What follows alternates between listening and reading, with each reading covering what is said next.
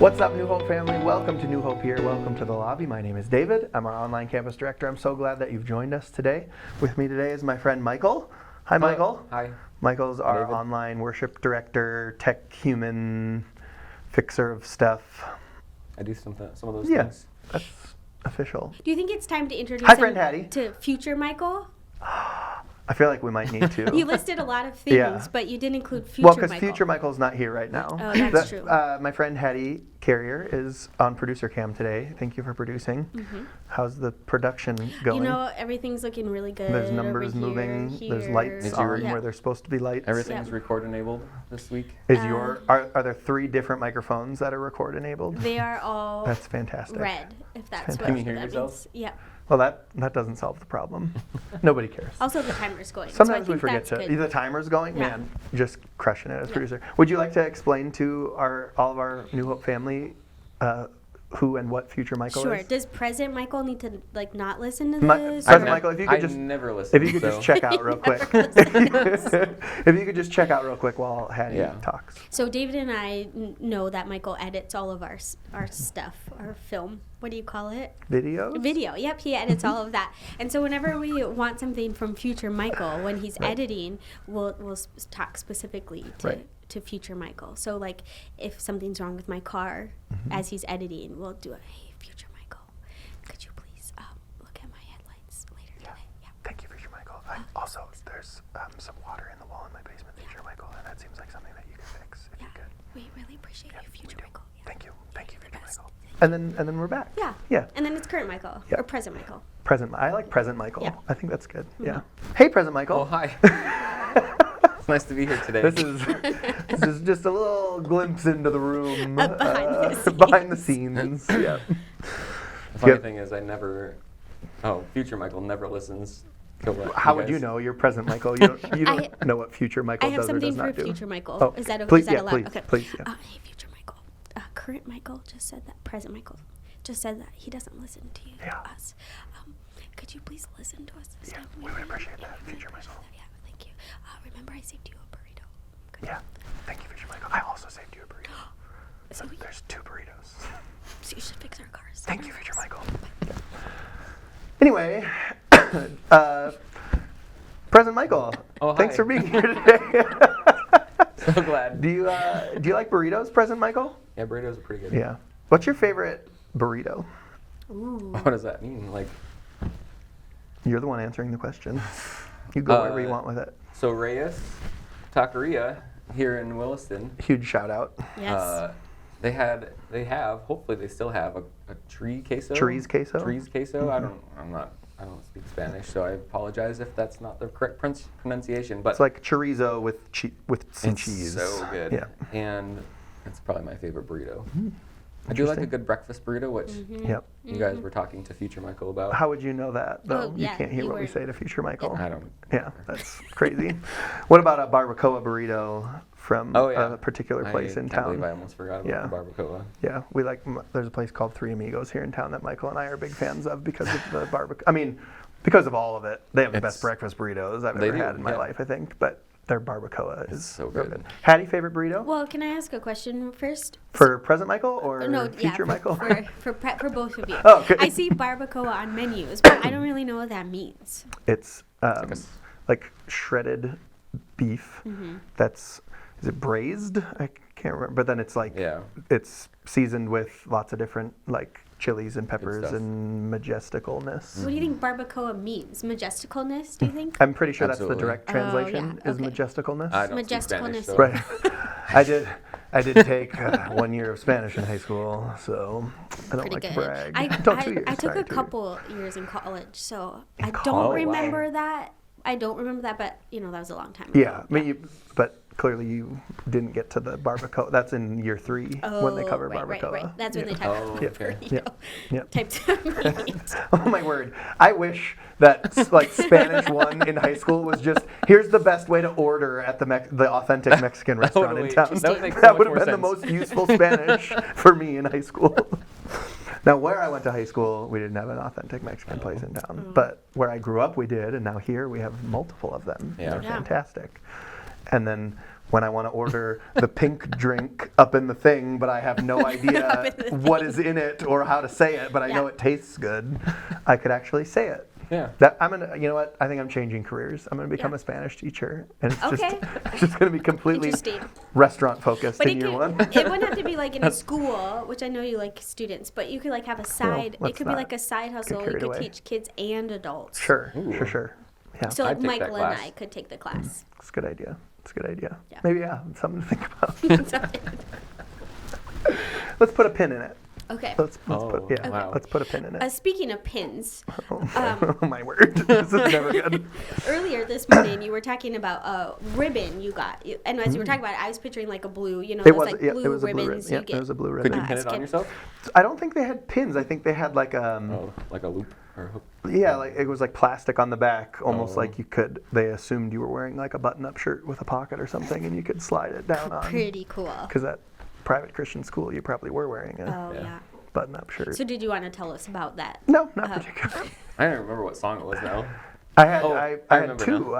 I had a trio, Yeah. and I think who did I sing it with? I think it was Matt Jaguar. No, with Matt Jaguar. That's what we did a duet of Friends Are Oh, Friends wow. Forever. Okay. That was my best friend growing up, and then And you got a blue ribbon from this Yep. duet. Okay. Yep. Did you At put it in your convention. pocket? Did you wear it? I doubt it.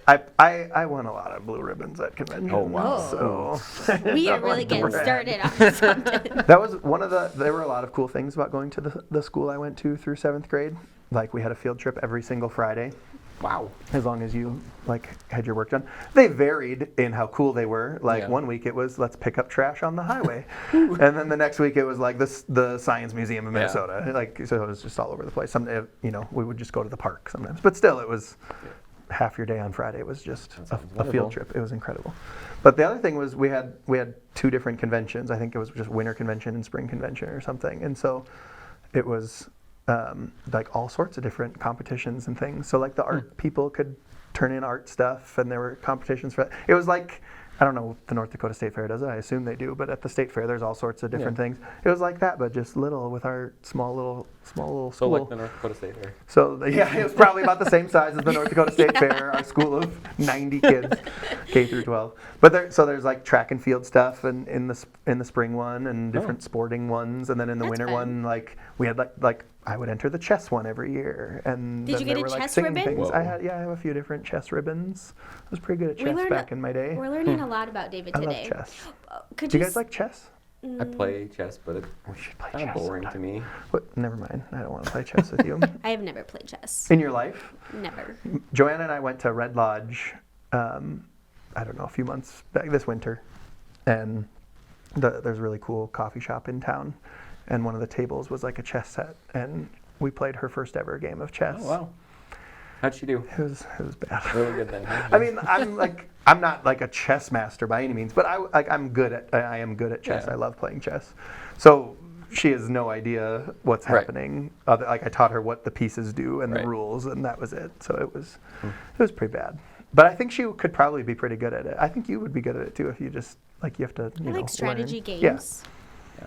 I don't Joanna know if I'd does be not like patient enough strategy to games. learn though. That would be the problem. Stratego is one of my all-time favorites. That's a super fun one. So back to this song. You know, Yeah. we've heard Michael sing a lot on the lobby. have. I unfortunately have sang too many times on the lobby. I think it's your turn. I think if people would like to hear me sing, they can go on our YouTube channel and find Good King Wenceslas from our New Hope Christmas special. Yeah, but they want to hear And Friends Are Friends Forever. I don't even remember the words. Well, yeah, I heard When the it. Lord's the Lord of them, Yeah. There you go. and a friend will, what is it? Not say never. Not say never, because That's where I lose it. Type because it the in welcome will not end. Type it in the chat. Though it's hard to let you go in the Father's name we know. That How a does it- lifetime's not too long to live as friends. There you What go, a people. song. That was beautiful. That's got to be like late 80s, early 90s, Michael W. Smith. Yeah. It's a classic. What was the tune of it? There's a- Don't do it, Michael. I'm not going to do it. Also, we have.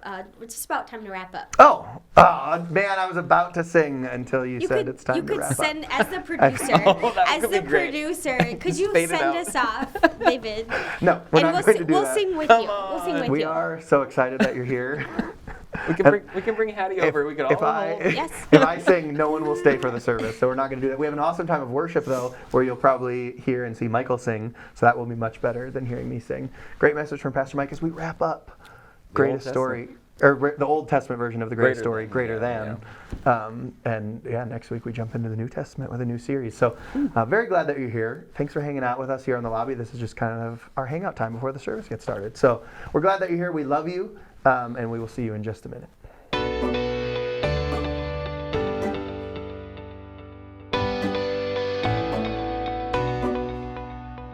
Well, hey, church family, we're so happy that you're with us today. We are, and it's the last week of our series, Greater Than. Can you believe it? Are you sad?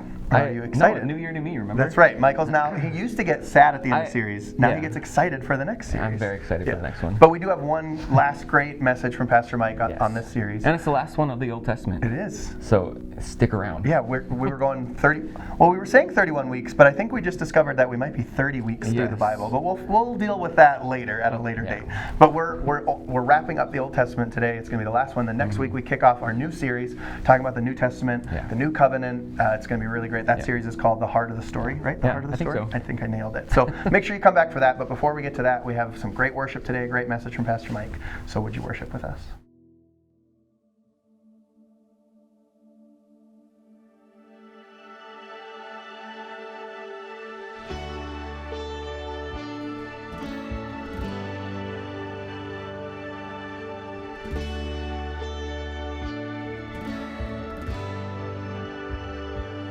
Were creation suddenly articulate with 1,000 tongues?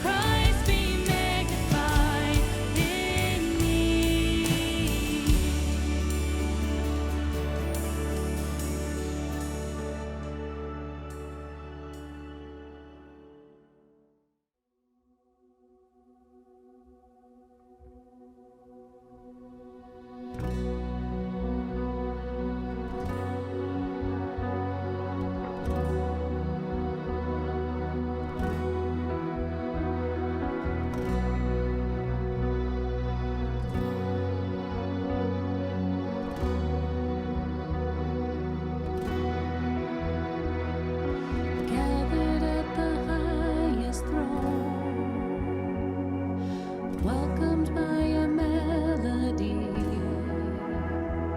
an anthem I have always known, a song that's always been in me. All glory and honor, dominion and power to you. A million angels fall, face down on the floor, all to echo, holy is the Lord. My heart can't help but sing, with all of heaven roar, forever echo, holy is the Lord.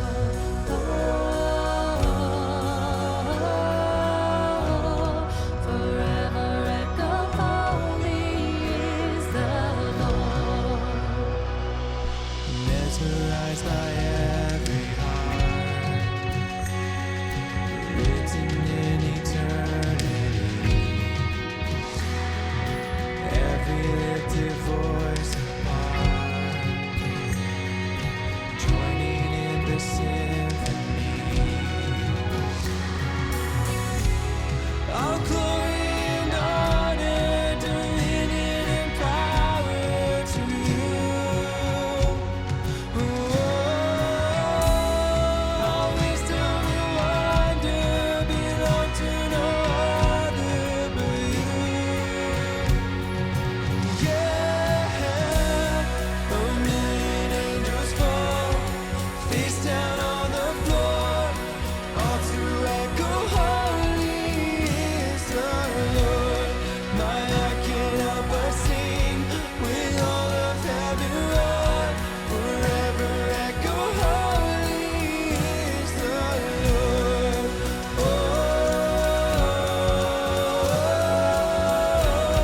forever echo, holy is the Lord. Oh,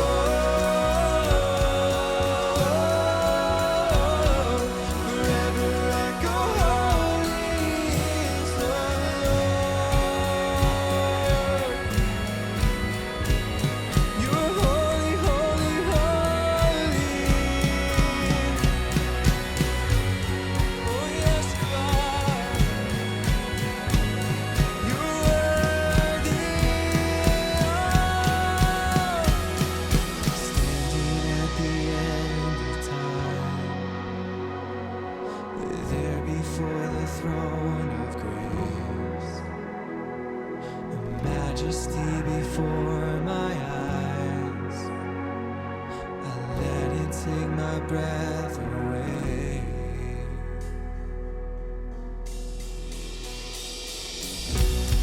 A million angels fall, face down on the floor, all to echo, holy is the Lord. My heart can't help but sing, with all of heaven roar, forever echo, holy is the Lord. A million angels fall, face down on the floor, all to echo, holy is the Lord. My heart can't help but sing, with all of heaven roar,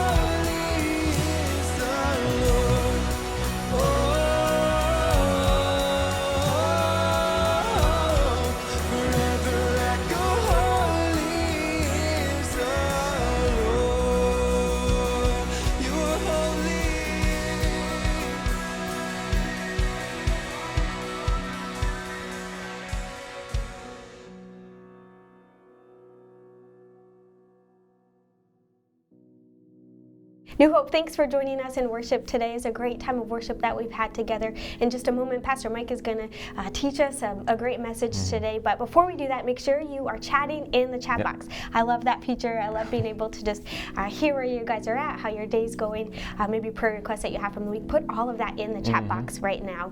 And like I said, in just a moment, Pastor Mike, he's got a great message for us. But if you've got kids that are joining with you today and you want them to have a message just for them, you are in luck, because Pastor Anna, Pastor Andrea, they have put together a great service just for your kiddos. They've got music, a game, a little bit of a message time. It's really good. So get a second device. There's a link in the chat right now. Click that, set your kiddo up with that, and then you can just listen to Pastor Mike as he teaches today. Yeah, and Hattie mentioned that a great way to connect is by the chat box. That's but we right. also have a connect card that we would love for you to fill out. You can click the link in the chat.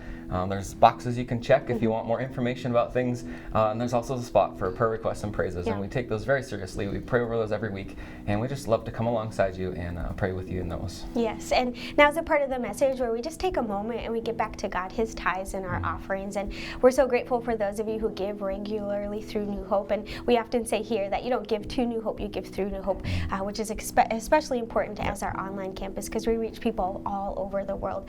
So thank you for your faithful giving. If you're wanting to give, or maybe you're wanting to start giving, all that information is on the screen here. And we are in a tithing challenge, and so Pastor Mike is praying for those of you who are just starting to tithe for the first time, or maybe you've increased your tithe. Pastor Mike is praying over those every day. So if you want to give, make sure you click that information that's below. Yeah, and as we continue, let's take a moment and pray together. God, we thank you so much for this day. We thank you for all those faithful givers that we just talked about, and we just pray that you bless them as you have promised, God, and take those gifts and just multiply them and through our ministry here, God. And today we just ask that you speak through Pastor Mike, and that our hearts and our ears will be open to what you have to teach us today. And God, we just thank you so much that we get to worship together as a church family, as a community, even though it's online or digitally. God, we know that we can still connect and connect as a family, and we also can connect with you. So we just pray for that today, and we just ask for a good rest of the day. God, you're so good. We love you. We pray this in your Son's name. Amen. Amen.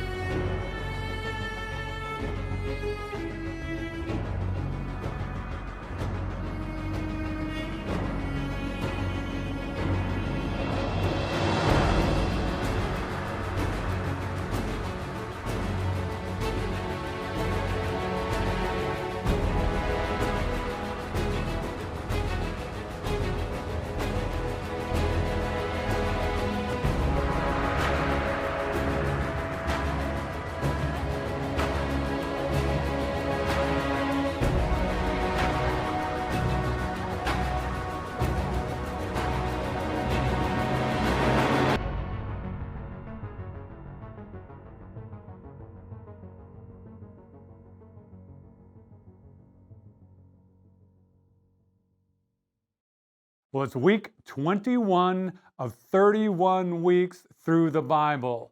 And we're in the last week of this little mini series, part of the bigger series we've called Greater Than. And we're looking at the last moments of the Old Testament. And we're going to start next week in the New Testament. It's going to march us right up to Easter. Who's excited for Easter? We've got some great things happening, great things coming. Make sure you watch for that. And I do this quite a bit. But I want to start by asking us a question. We've been learning to read our Bibles from three perspectives. Upper story, where's God at work? Lower story, we'll get there in a minute. What were the events? And my story, and this is a little bit of a my story question. Not enough, I'm going to move to that right now. But it's a question right at the top, and I'll put it here on the screen. Is there anything broken in your life? Because that's where we're going to head today. We're going to talk about rebuilding broken things. And I just want you to think about, as we dive into this, is there any part of your life that has gotten messed up and you aren't sure you can put the pieces back together? I've had those. I'll be the first to admit it. Maybe it's tax time and you're beginning to do the math and you're thinking, how in the world are we going to survive? Man, we've made some bad financial choices. How are we going to put all the pieces back together? Maybe you did something that you swore you would never do. You compromised, you gave in, and now the consequences are following you. Maybe you're dealing with discouragement or pressure, and we've talked about some of those things, and it just feels like life is busted. You feel a little bit like Humpty Dumpty. Who's going to put all the pieces back together again? We've all been there. And if you aren't there right now, I've got some maybe discouraging word for you. There will be times in your life where you're going to feel like stuff is broken. And I've had moments where I've made bad money decisions and I have no idea how I was going to dig my way out. I've had times where I felt like everything was going wrong, where every turn of life I was losing something or someone, and it felt like it's just one thing after another after another. And some of you are there right now, but I have some good news for you. I have some good news for all of you.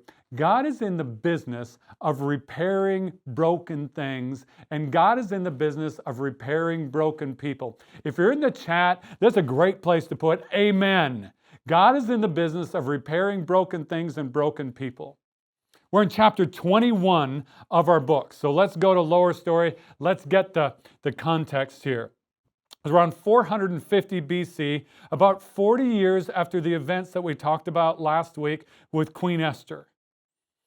And we're talking about a guy by the name of Nehemiah. And you've got to kind of hunt for Nehemiah. It's not near the end of the Old Testament. It's a little bit earlier in the Old Testament. And we're walking through the book of the Bible that has his name on the title.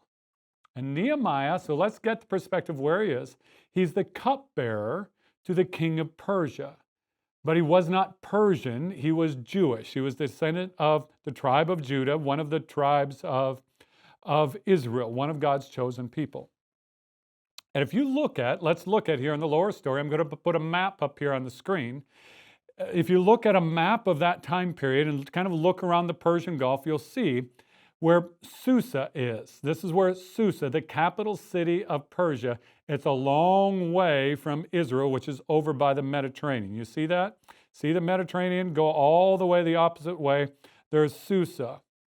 And about well over 100 years before, the southern kingdom, the last two tribes of Israel, were taken into exile by the Babylonians. They spent 70 years in exile. In the meantime, Babylonia was taken over by Persia. And under Persia, a lot of the Israelites were allowed to go back to Jerusalem. They began to rebuild the temple. We talked about that a couple of weeks ago and what that looks like. And then eventually the capital city was moved from Babylon to Susa. And that's actually where the events of last week took place, where Esther eventually became king. And sometime later, we don't know exactly when, Nehemiah became the king's cupbearer. Scholars believe that Nehemiah and Esther may have been there in the palace at the same time. Now we say, what's the cupbearer's job? Is his job just kind of hold the cup for the king and present to the king, or to make sure that the wine is good enough, kind of the wine taster? That wasn't his job. Here was the cupbearer's job. The cupbearer's job was to make sure the wine and the food had not been poisoned. He ate it or drank it first, and everybody would look. Are you dying? Are you dying? Are you dying? And if he was still alive, then the king could eat the food. You never had to ask a cupbearer how their day went. If they didn't die, it's a pretty good day. And you ask, why would anyone apply for a job like that? But a cupbearer was more than a poison detector. So often they weren't even a slave. They were a friend. They were a trusted advisor, because they had to be someone the king would trust. A slave could be bribed, could be tricked. But this person had to be willing to protect the king with his or her own life. So it's someone who had a lot of access to the king, who was there during the king's private moments and private meetings. And it was a position of prestige and power and influence. And here was Nehemiah. He wasn't able to return home to Jerusalem. And if he wasn't able to return home, this was a pretty good job. In fact, maybe a better job than back in the rubble and the rocks of Jerusalem. So that's where we meet Nehemiah in the lower story. Life was relatively good for Nehemiah until one day he received some news about the rebuilding efforts back home, and he received it from his family because his family was involved in the rebuilding. Page 295 in your books, or it's Nehemiah chapter 1. Here's how it starts. In the month of Kislev, in the 20th year, while I was in the citadel of Susa, Hanani, one of my brothers, came from Judah with some other men, and I questioned him. It's about a 900-mile trip. Questioned them about the Jewish remnant that had survived the exile and also about Jerusalem. So you get the picture. You get the picture. He gets a report, and what he learns is Jerusalem is a mess. They'd begun to rebuild the temple. They'd rebuilt the altar, but even that wasn't going well. The temple was beginning to be rebuilt, but the people are without protection. There's enemies. They're questioning God. There's no walls around this. The city of Jerusalem is broken down. There's still weeds and animals and everything. And here's what Nehemiah knew. Nehemiah knew that God had promised this people that they would be the people through whom the redemption of the world, all that was messed up in the world, would somehow be right. And so it was more than just a broken city. God's whole plan seemed to be at risk. And it appeared that the people had given up and said, we don't believe in God anymore. And you know how it feels when things are broken beyond repair and you think, why bother? And maybe you know how it feels like they did. I've started to rebuild and everybody was against me and it feels impossible. Or maybe you're overwhelmed. I don't know where to begin. And we look at Nehemiah's response. He says, when I heard these things, I sat down and wept. And here's one of the things I want to talk about. I want to talk about today of how to rebuild broken things in your life, or how to rebuild things that are broken in our world. And here's the first principle we learned from Nehemiah. When he heard what was broken, it broke his heart. And let me put it on the screen. Let whatever is broken break you. Let it break you of thinking that you can fix it on your own. Can I read that again? Let whatever's broken in you or in the world around you, let it break you of thinking you can fix it on your own. You're probably familiar with Alcoholics Anonymous, with AA. And the foundation of AA are 12 steps. Some of you know the 12 steps. Some of you have been through it. Some of you may be going through it, trying to rebuild your life right now. And if so, I want to cheer you on. Go for it. Those 12 steps, by the way, are based on principles found in Scripture. All of them are scriptural principles. Some people have twisted it and taken them, but they're all scriptural principles. And the first step of the 12 steps is what step? Admit that there's a problem and you can't fix it without help. See, here's the truth about you and me. We're all in recovery.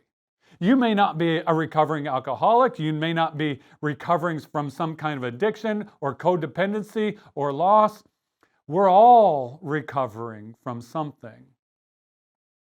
We all need help. Either we're at the place where we haven't yet admitted it, or at the place where we're needing it, but we aren't sure how to find it. And that's true. And so often what happens with us, whether it's an addiction or our finances or especially our sin, we think we can somehow fix it ourselves. And so many of the world's religions outside of Christianity, and some of them have even twisted Christianity into this to say, here's how you fix yourself and here's how you get yourself close to God. And here's the problem. You can't do it. You'll never be whole without asking for God's help. Or we say, it's not my fault. Look at everything that's broken around me. Look at how I was raised. Or we minimize it and we say, it's not that bad. Because that's That's the addict's cry, right? It's not that bad. I can stop anytime I want to. And we all fall into that when it comes to our sin. And listen, if you want to rebuild something that's broken in your life, whatever that is, whether it's discouragement, whether it's health, whether it's marriage, whether it's self-esteem, whether it's rebellious kids, or an addiction, until you hit the point where you realize that whatever is broken genuinely is broken, and you may be able to partially put it together, you may be able to partially stop, but until you realize you'll never be whole, you'll never be able to rebuild without help, you'll never begin the process of rebuilding. So let whatever is broken break you of your thinking that you can fix it on your own. Then look, that same sentence, it says, he sat down and he mourned. In other words, it just broke his heart. Was it broken with him? No, it was broken with the world. And notice his next response. For some days I mourned and I fasted and I prayed before the God of heaven. In these 4 weeks, we've been talking about 4 challenges to change our life. Week 1 was 21 days of prayer. And I hope you took up that challenge. And as we've moved through this, we realized prayer is just so central. In fact, that's where we started the first 5 weeks of 2023. We talked about listening to God, and He's always speaking. And listen, once you realize that you need help, the next thing you do is this. I'll put it here on the screen. Ask God for help. Go to Him first. That's a priority of first. We've been talking about it. Notice as you wander through, as you walk through the story of Nehemiah, whether it's when his heart was broken, or when he faces problems, or when he is lost and he doesn't know what to do, or when everybody's against him, the first thing Nehemiah does is ask God for help. That's the priority of firsts. And as we wander through the first chapter of Nehemiah, and as you keep reading, almost all of what's next is a written prayer that Nehemiah is saying, this is broken. This is breaking my heart. God, I need your help. I don't know how to respond. And then he listens for promptings. It goes back to how we started a year, for how he's to respond. And as you read through this, every time there's a problem, Nehemiah prays. And for Nehemiah, this first season of what will be many seasons of prayer, finally one day leads to a breakthrough, because when you ask God for help, He will always, maybe not right away, there will always be breakthrough. It's not in your notes. In fact, you can write this down. When I ask God for help, breakthrough is around the corner. Now, here's what happens next. He's given an opportunity to talk to the king. And again, we need some lower story perspective here. See, the primary reason that Jerusalem is in trouble and unprotected is because of the law of this king. And so Nehemiah is going to have to talk to the king about something that really is kind of the king's fault. There had been rumors that the Jewish people were treasonous, and so the king chose to stop them in their tracks. So no wonder it says in this verse that Nehemiah was afraid. He was going to have to find a way to convince the king that what he'd been told by everybody else wasn't true. This was kind of a sensitive issue. But it says he brings it up. And in Nehemiah chapter 2, verse 8, it says he brings it up and he asks. And it says, I'll put it here on the screen, because the gracious hand of God was on me. What did we say? You ask God for help, a breakthrough is on its way. And because the gracious hand of my God was upon me, the king granted my request. And it wasn't just, God, will you let them build? He said, God, will you let me, one of your most trusted people, will you let me step away for a while? Someone else is going to have to check for poison. And will you give me letters of authority? Will you give me power to force the government in the area to help? And oh yeah, will you give money? A lot of it. And it says, because Nehemiah asked God for help, God answered. God answered. If you read on, he was given permission and he was given everything he asked for. And part of it was because, like Daniel, he'd just been faithful. And he'd put God first. And when you put God first, everything else falls in order. So finally, in Nehemiah chapter 2, it says he went to Jerusalem, and after staying there 3 days, he set out. He says, I set out during the night with a few others. You notice what's happened. He doesn't tell anybody else why he's there. He just shows up, an advisor for the king, obviously a prestigious official. He arrives with an entourage and money and everything else. Everybody knows something's going to happen. But before he says anything, what's he do? He looks at the walls. He climbs over the broken places. He chases out some of the animals that are underneath the rocks. And it goes back to the first one. He lets the reality of what's broken sink in, and he prays again. And here's where we go to an upper story perspective. Because here's something we have to realize with Nehemiah's story that's true with us, that it wasn't just about a city broken down. But there's a part of this story that goes all the way back to the garden and will go all the way forward until Jesus comes back a second time. It's just the reality of where we live. And here's the upper story perspective. We've talked about God at work and how he's involved, and that's the good news. But here's the bad news. We live in a broken world. When we're talking about things that are broken in our lives, the reality is it's not just that my life is broken and stuff is broken in my life. What's broken in my life isn't the only thing in my world that needs rebuilding. And sometimes what God is calling you to rebuild may not be something that's broken in your life. It may be something that's broken in the world around you. And here's the second upper story perspective.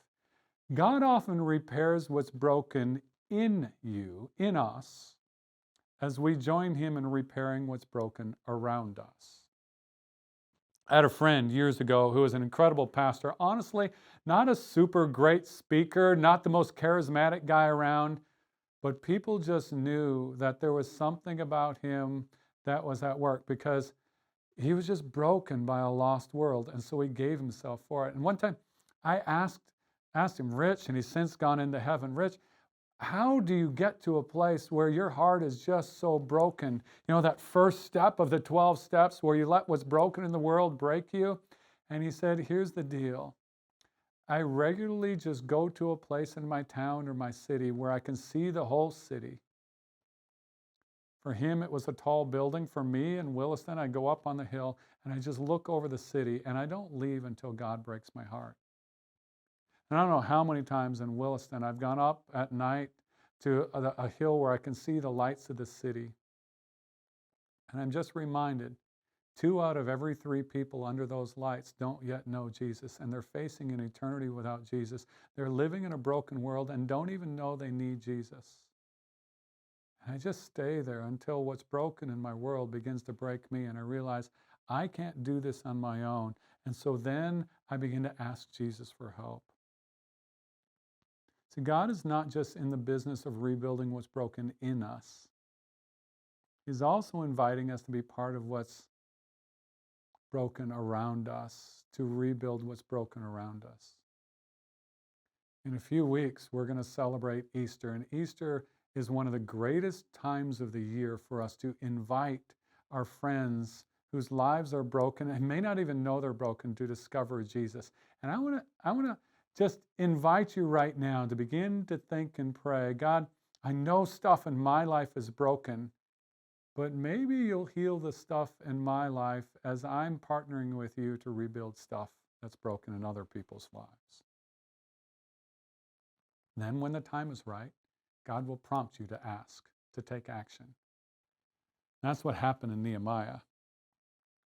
See, it wasn't just that he was sad, because a lot of us, there's stuff in our world that makes us sad, that bothers us.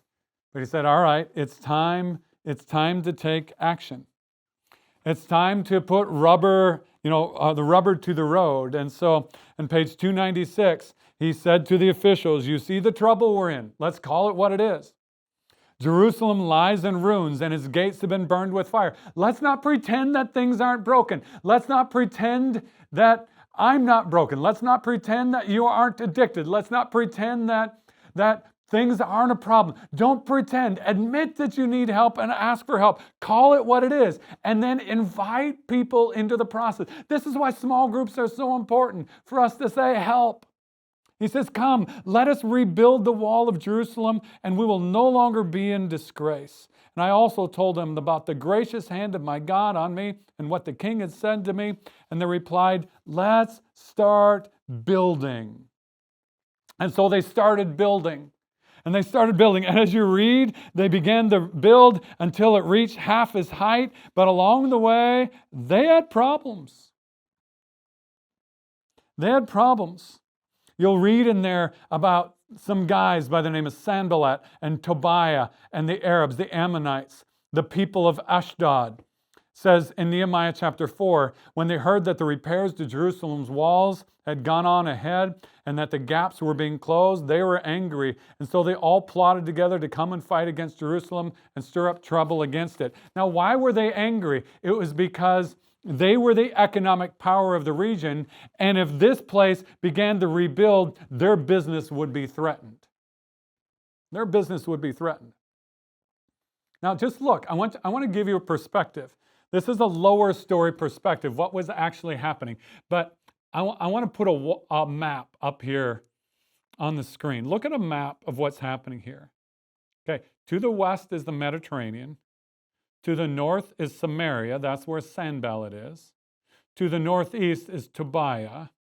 And then look, to the south and the east and the southwest are the other groups that were just mentioned. How do you think Nehemiah feels? Everywhere Nehemiah looks, there's problems.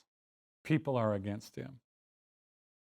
7 times in Nehemiah, we find this formula. Whenever they began to rebuild, here, I'll put it on the screen, trouble comes.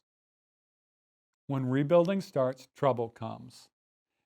And it's not encouraging, but why are we surprised at this? See, one of the reasons we don't rebuild is because when we start to rebuild, suddenly it gets hard. When you and I say yes to God's work, when we join in His work, when we begin to serve, when we begin to tithe, like we talked about a couple weeks ago, when we begin to trust God, when we try to fight out from underneath the power of addiction, you need to expect the enemy to be at work too. If God's at work, the enemy's at work. Don't be surprised by trouble. Being surprised by trouble when you're rebuilding is like being in the NFL and shocked when you're carrying the ball that everybody wants to tackle you. If you're carrying the ball, everybody wants to stop you from the opposing team, right? And 4 times we read in here, this group of people sent a letter of complaint signed by all of them to Nehemiah and others, to telling them to stop and saying, we want to talk about this. Just stop until we can figure out a way that we all can agree with this. And I love, bottom page 298, Nehemiah responds to them. He responds to them, he says, I'm carrying on a great project. In other words, he kept the main thing the main thing. I'm rebuilding what's important. And I cannot go down. Why should the work stop while I leave it and go down to you? In other words, why should I stop rebuilding what's broken so that you can get in my way? And this is the next lesson for you and for me. When you said yes to God to let Him rebuild what's broken, here's the next lesson. Don't give up when it gets difficult. If you've asked God to rebuild whatever is broken in your life, if you've failed, don't give up. We've taken on some challenges over this last month, and some of you may have stopped. Don't give up. Pick it up again. If you stop praying, start again. If you stop tithing, start again. If you stop believing and having a positive attitude that God is ultimately in control, that He's the author, pick it up. Start again. And that's exactly what Nehemiah did. He kept at it, and he kept the people moving forward. And look at this, page 299. 299, it says, the wall was completed on the 25th of Elul. Look at this, in 52 days. You ever seen pictures of an ancient city and the wall around it? I wonder, without modern equipment, how do they get it done that fast? And look at this. They built the wall around Jerusalem in 52 days. And here's our final lesson. It's an upper story lesson. It's one to write down. God always rebuilds what he says he'll rebuild. God promised Nehemiah that if he followed him, the walls would be rebuilt. God promised Adam and Eve that even though they had messed everything up, that if they moved forward, God would rebuild the relationships that they had brought separation to.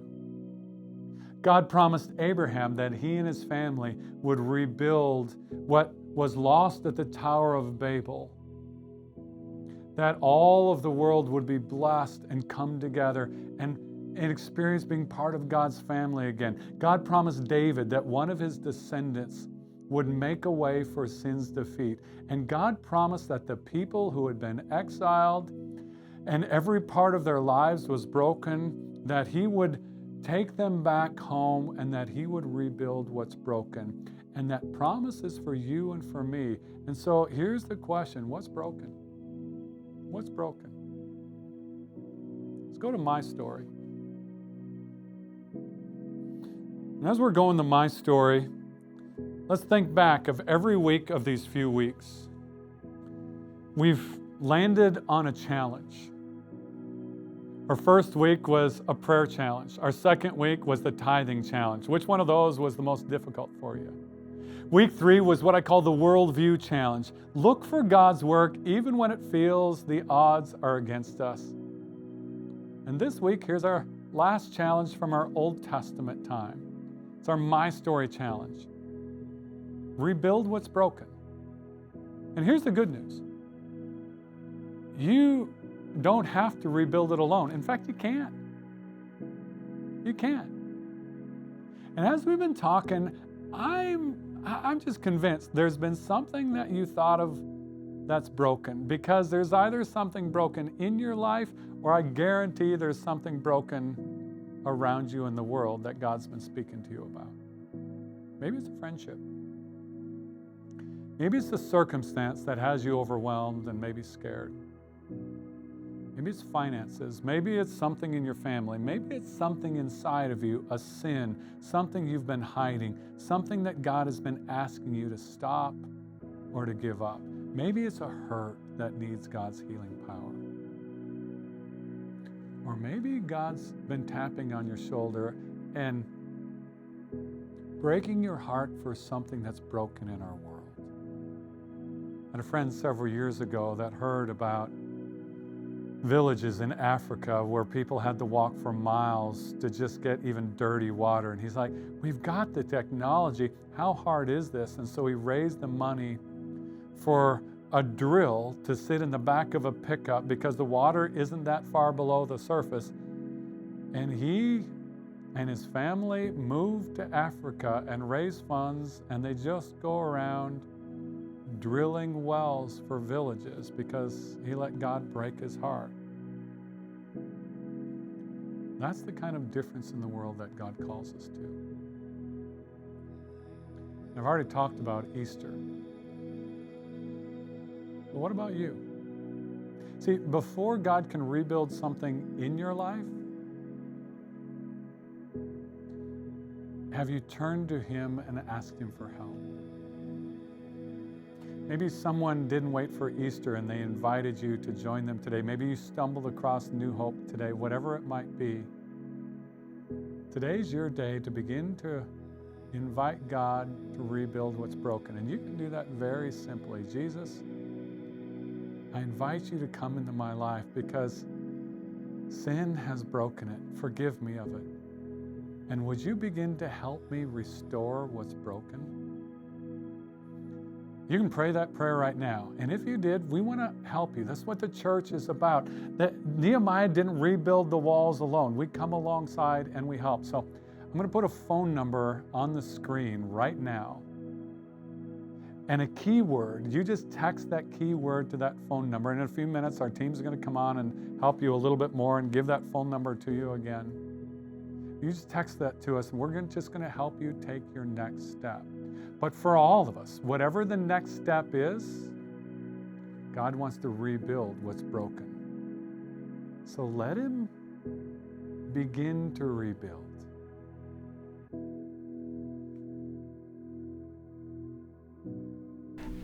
Hello again, church. We hope that you found today's message valuable and that it encouraged you to take a next step. Yes, and as Pastor Mike was ending his message today, he just gave that opportunity for the biggest next step that you could take, and that's making the decision to accept Jesus as your Savior. Or maybe some of you who made that decision today, you're recommitting your life to follow Jesus. And if that was you, if you prayed that prayer with Pastor Mike, or maybe you didn't, but you want to make that decision, you don't have to say the words just like he did or pray the prayer just like he did. There's nothing magical not about magic that. words. But it's just about that decision that you made to follow the Lord. And so if that's you today, David and I, our Yes. whole church, we would love to celebrate with you. Can we get your best whoop whoop? Whoop whoop. That was her best That whoop whoop. I could do better, but we'll go with that because we're we're gonna run really with that excited. today. We're excited. We are so I'm happy. trying to keep the phone number in my head, so There you go. can't get Yeah. too crazy. Speaking around of which, here. you should Yes. text us next to. Yes, 701-501-8002. And the reason why we want you to text that number, two reasons. One, we would just love to know your name. We would love to know that you made that decision so we can celebrate with you, so we can pray with you.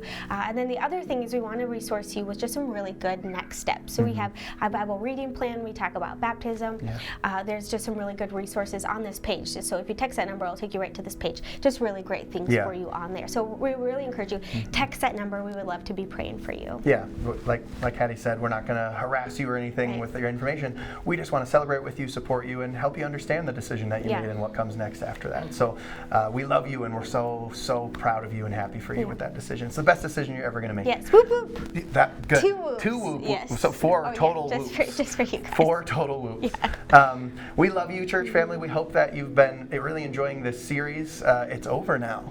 We're done That's with sad. Greater Than. It's the sad. whole Old Testament. I know. Right? But we have a new series starting next week where we're going to go into the Gospels. I think it's It'll be called really The good. Heart of the Story. Really good. We're finally to the New Testament. We're going to start talking about the New Covenant. It's going to be very, very exciting. So make sure that you join us next week. But before that, we have a new Grow podcast episode that's going to come out on Monday morning, as it always does every single week. Pastor Mike just dives a little bit deeper into the message, stuff that he couldn't get to during the normal week teaching. And kind of in this period between the Old and the New Testament, these are some fun podcasts here as we kind of talk about that, the silent years as they're known. And so they're a little extra special. this week and next week, it would be a great place to start if you haven't checked it out yet. So you can find that on Spotify, Apple Podcasts, and on YouTube as well.